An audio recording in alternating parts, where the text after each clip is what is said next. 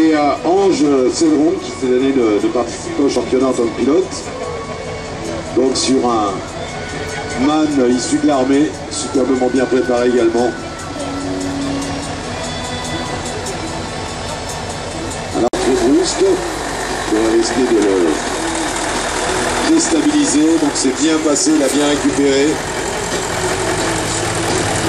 C'est simplement un piquet touché, il ne faut pas écraser. Encore une fois, il limite bien les dégâts là.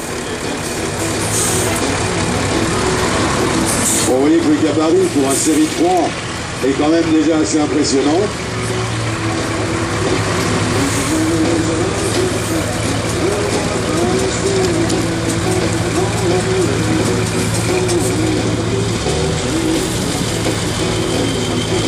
Attention, éloignez-vous bien de la petite bande blanche et rouge,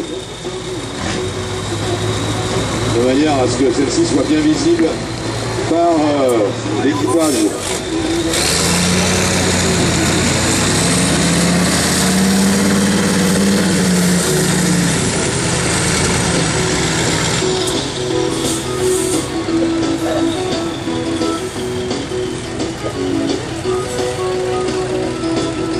Voilà, là aussi c'est un passage assez délicat. Là j'ai un tout petit peu peur pour le piquet en aval parce que celui-ci risque d'être écrasé.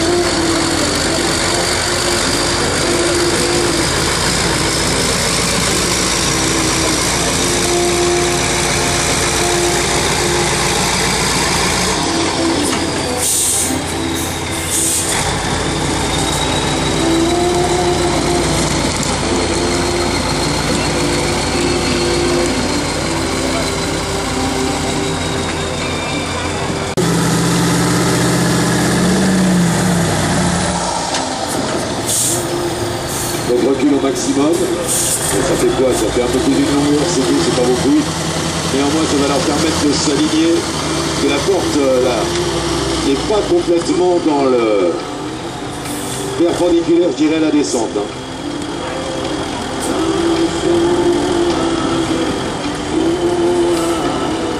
Il faut reconnaître que notre ami Ouvré, le traceur, a été particulièrement pointu cette année pour cette première manche du championnat 2012. Là, il y a des photos toujours assez sympas à faire avec les trains avant ou arrière qui se retrouvent complètement dans le vide. Et là, il faut les tenir, hein, les 16 tonnes hein, dans la descente. Hein.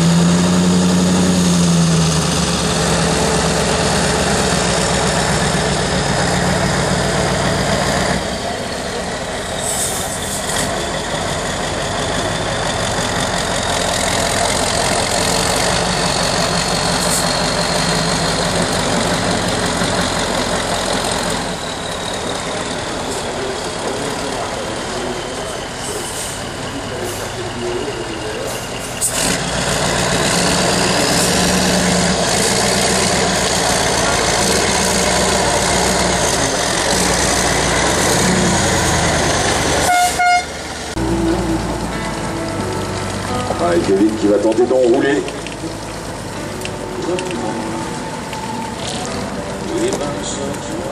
Et reprendre... ¿Dónde lo has visto? Allí, donde está el hinchable, delante está con toda la familia, está de camuflaje allí, de picnic. Y color de camiseta roja, Verde, trial truck.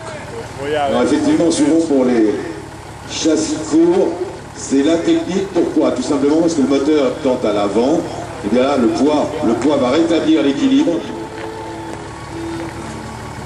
Et c'est peut-être la façon la plus sage d'effectuer ces grandes descentes avec des angles là qui sont pratiquement à 45 degrés, voire plus d'inclinaison, qui, je vous rappelle, équivalent à des pentes à 100%. Hein. Alors là, inutile de vous dire qu'il ne faudrait pas trop se mettre en travers, parce que c'est trop...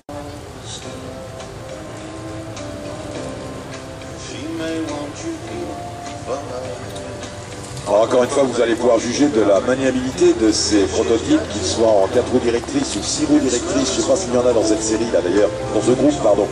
Dans ce groupe, je ne sais pas si on a un 6 roues directrices, il n'y en a que 2. Hein. Il n'y a que 2 6 roues directrices, donc des séries 7. Mais déjà, quand vous voyez la maniabilité des 4 roues directrices, par contre, il faut avoir quand même une certaine dextérité. Comme le fait Ramon, il faut mettre le bon coup de gaz au bon moment.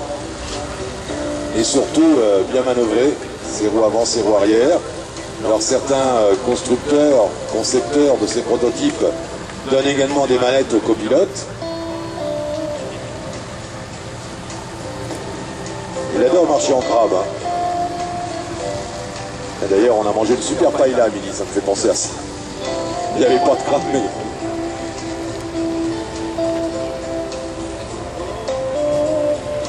Alors, comment le DVR va-t-il être abordé, là, avec le proto? Là, il va chercher très très haut. Il va chercher très haut, il ne trouve pas la motricité, Ramon, là, pour l'instant. Hein. Ça y est, il a peut-être... voilà, c'est bon. La roue arrière, bah, c'est bien, ça passe près, mais ça passe. Même pas eu un bout de crampon qui a touché le piquet. Attention, parce qu'un proto, ça peut se retourner aussi. Hein. C'est pas parce qu'on a 4 roues directrices, souvent quelquefois avec l'orientation des roues arrière directrices, oui, ou avec les à-coups comme ça provoqués par manque d'adhérence, manque d'adhérence, et bien on retrouve le grip. Regardez que ça fume légèrement là-bas sous la roue avant droite. Je sais pas ce qui se passe. Il y a une fumée suspecte sous la roue. Ça doit être... Enfin, c'est pareil.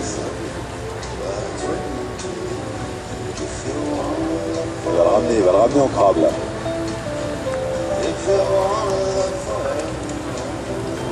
Voilà, il va ramener en crabe et il va certainement redresser. Il va ramener en crabe jusqu'à la fin, Ramon. Jusqu'à... Ah, il y a une porte, il n'a pas passé. Ok, d'accord, autant pour moi. Donc ce n'est pas un sans faute. Je peux vous dire qu'il n'y a pas beaucoup de sans faute. Hein. Vous voyez, là, il nous a fait un tracé cette année assez sélectif. Hein. Et on retrouve dans notre prototype, on peut donner dans nos codes.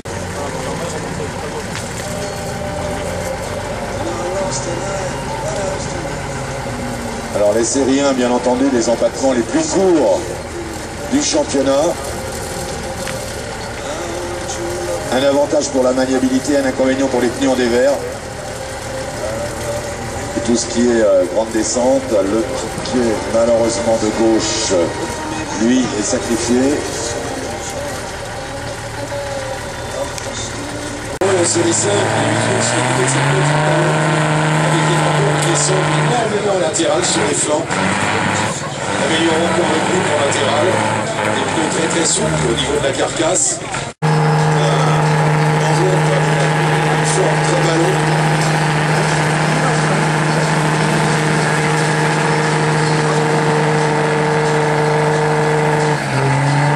Oh, dommage! C'est vraiment dommage! Eh oui, le petit 8. Équipage autrichien. C'est dommage, je vous dis, parce que je disais un équipage de surveiller dans la série 5. C'est dommage, toute petite.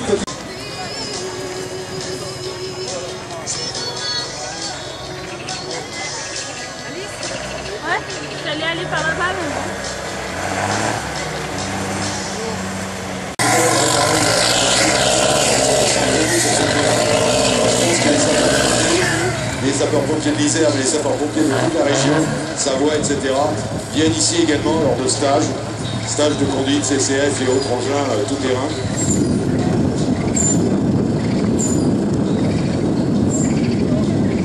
Les sapeurs-pompiers de l'Isère, ils sont bien équipés. Donc camion, là. Et anti-obstacle. Moi, je suis plus dans le coup parce que j'anime plus pour Land Rover, le congrès national des sapeurs-pompiers. Je l'ai animé pendant 10 ans. Ça me permettait de découvrir tout le matériel.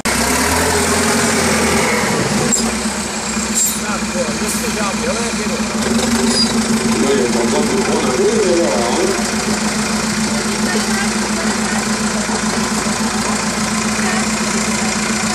Il y a une petite moyenne qu'il faut connaître de son véhicule, le ressentir, connaître ses limites.